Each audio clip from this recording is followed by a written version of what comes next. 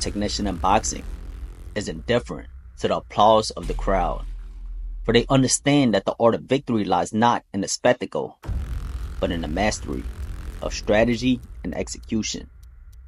Their pursuit is singular, to win, for in victory they find the ultimate fulfillment. Bernard Hopkins embodies this philosophy of winning by any means necessary.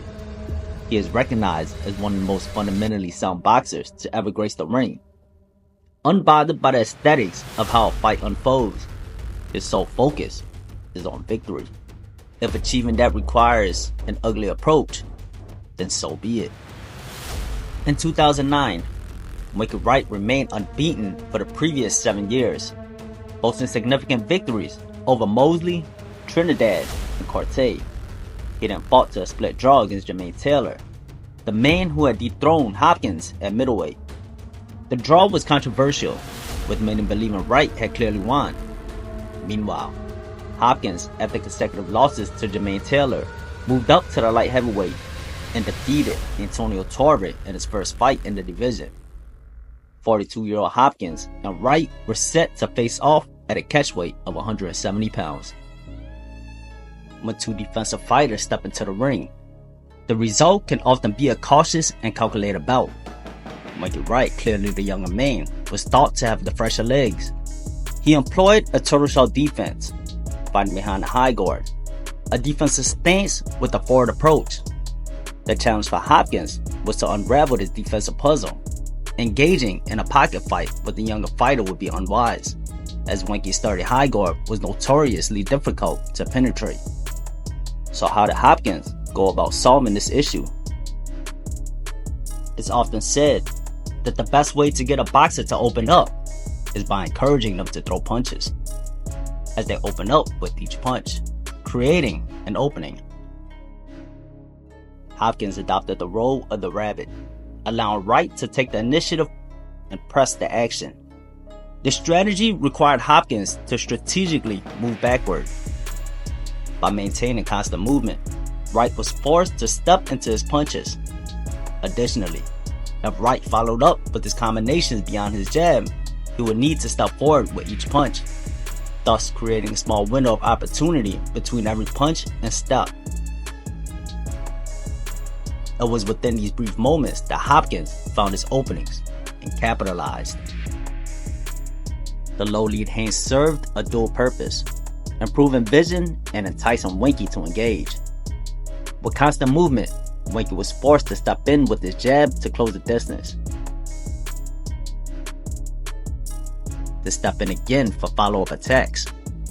If Hopkins timed his movements correctly, he could lure Wright into reaching with his jab, to then punish him by countering him right behind his jab.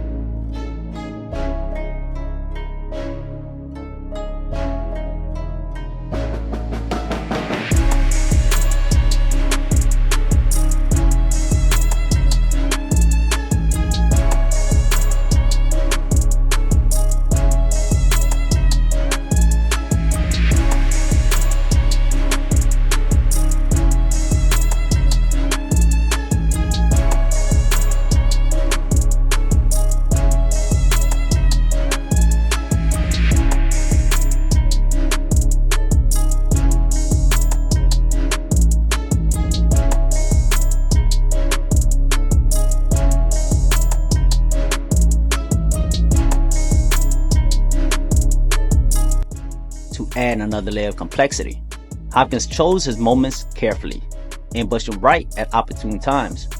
With Wright being the aggressor, he was easy to locate. When Hopkins moved backwards, he timed his attacks to catch Wright as soon as he stepped into range. This added another challenge for Wright, who now had to be cautious not only of counters and finding his right range, but also those fleeting moments when he could be caught entering the pocket.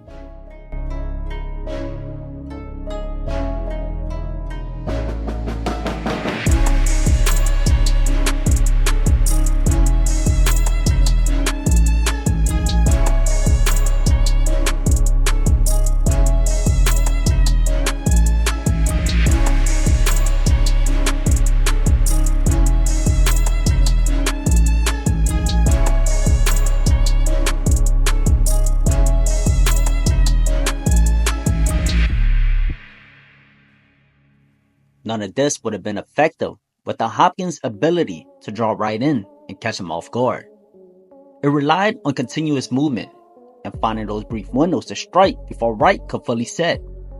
Hopkins timed and disguised his steps, setting his back foot to launch combinations before clinching. It's boxing's version of guerrilla warfare, choosing precise moments to blitz, then resetting. This approach prevented Wright from finding his rhythm while fully setting, diminishing the impact of his offense.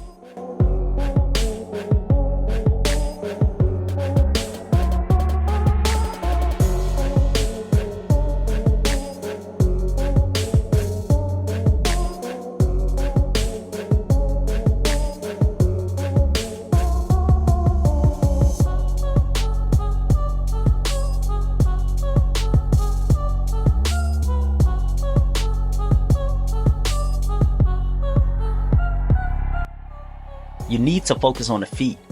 Those subtle steps are crucial for maintaining balance, requiring both feet to get into position.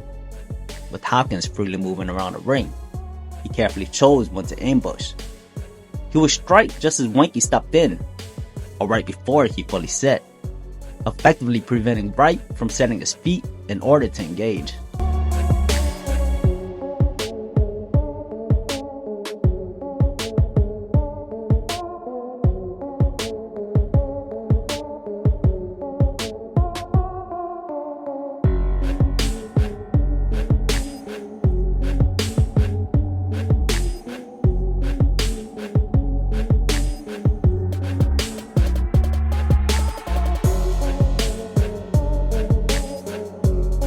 This style of fighting was incredibly frustrating, as it was not only tricky, but also unorthodox. It demanded immense concentration to maintain composure, as the rhythm attack was unpredictable, with periods of inactivity followed by quick exchanges and clinches. Hopkins focused on delivering rapid combinations to end each sequence, prioritizing speed over power. He avoided prolonged exchanges with Wright, aiming instead to land his shots and swiftly disengage.